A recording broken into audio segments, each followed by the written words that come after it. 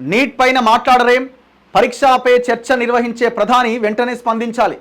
కేంద్రం నిర్లక్ష్య వైఖరి వీడాలి. సమగ్ర విచారణ జరిపించాలి. అక్రమాల బాధ్యులను శిక్షించి విద్యార్థులకు న్యాయం చేయాలి.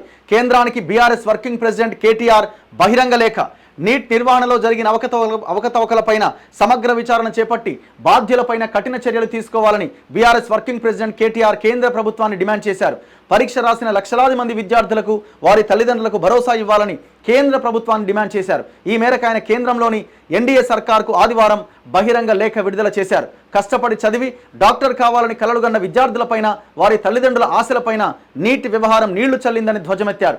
బీహార్లో 30 లక్షలకు నీట్ ప్రశ్నాపత్రాలు విక్రయించారని, ఇప్పటికే 10ల సంఖ్యలో అరెస్టులు జరిగాయని, దాని మీద ప్రధాని స్పందించాలని కోరిండు. కేటీఆర్ అన్న దాంట్లో తప్పులేదు.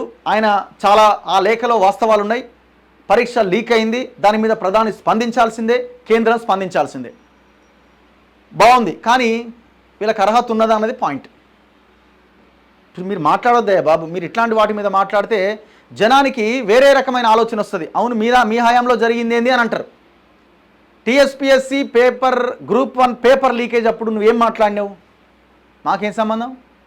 టీఎస్పీఎస్సీకి మాకేం సంబంధం? ఇప్పుడు వాళ్ళు కూడా అంటారు ఎన్టీఏకి మాకేం సంబంధం, అదో సంస్థ అని. అప్పుడు ఏమైపోతుంది? అందుకే జర మీరు మాట్లాడకుర్రి. మీరు మాట్లాడి పనికి మాలిన లెటర్ రాసి మీ వల్ల కాదు ఇది. మీరు మాట్లాడడం వల్ల ఇంకా పెంట అవుతుంది. ఏమైనా మాట్లాడితే వేరే వాళ్ళు ఎవరైనా మాట్లాడితే మాట్లాడిన దానికి ఒక అర్థం ఉంటుంది, అర్హత ఉంటుంది వాళ్ళకి. మీ హయాంలో జరిగిన వాటి మీద మీరేమన్నా రెస్పాండ్ అయ్యిర్రా అన్నదే పాయింట్. నేనేమంటున్నా, ఎవరికి అర్హత ఉన్నది అన్నది కూడా పెద్ద క్వశ్చన్ మార్కే. ఇప్పుడు కాంగ్రెస్ అసలు ఏమైందా? గ్రూప్ 1 పేపర్ లీకేజ్ అంశంలో అందరూ అరెస్ట్ అయ్యి బెయిల్ మీద బయటకు వచ్చారు. ప్రగతి భవన్ కేంద్రంగానే ఈ పేపర్ లీకేజ్ ఎంత జరిగిందన్నది 100% వాస్తవం. ఆనాడు రేవంత్ రెడ్డితో సహా అందరూ మాట్లాడారు. మరి ఎటుపోయిందా కేసు విచారణ? ఈ మధ్య అయితే అసలు మాట్లాడతలేదు. దాన్ని మనమే బయటికి తీయాలి. అసలు కేసు విచారణ ఎంతవరకు వచ్చింది? గ్రూప్ 1 ఎగ్జామ్ పేపర్ లీకేజ్ అంశం, ఆ చర్చ ఏమైంది, ఆ విచారణ ఏమైంది అన్నది మనం బయటికి తీయాలి. మళ్ళీ మనం డిస్కషన్ స్టార్ట్ చేస్తే మళ్ళీ ఏమైనా తెర మీదకి వచ్చే అవకాశం ఉంది.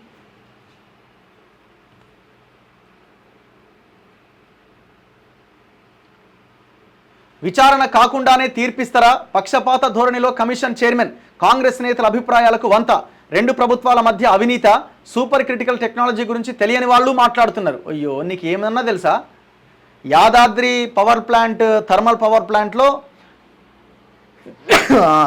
స్వామి అయిన జగదీష్ రెడ్డి గారిది బలమైన అవినీతి పాత్ర. ఇప్పుడు దాని మీద నిష్పక్షపాత విచారణ జరిగితే మనోడు బయటకు వస్తాడు. విచారణ కాకుండానే తీర్పిస్తారా అంటుండు. తీర్పు ఎవరిచ్చిరా? విచారణకు హాజరుగా వివరణ ఇవ్వని అడిగిరు వాళ్ళు. తీర్పేమి ఇవ్వలేదు వాళ్ళు. తీర్పేమి ఇవ్వలేదు. జస్టిస్ ఎల్ నరసింహారెడ్డి గారు కేసీఆర్ని జైల్లో వేయాలనో, కేసీఆర్ తప్పు చేసిండానో, ఇంకోటనో చెప్పలే. మీరు వచ్చి వివరణ ఇవ్వండి, ఈ రకమైన ఆరోపణలు వినిపిస్తున్నాయని ఆయన చెప్పిండు.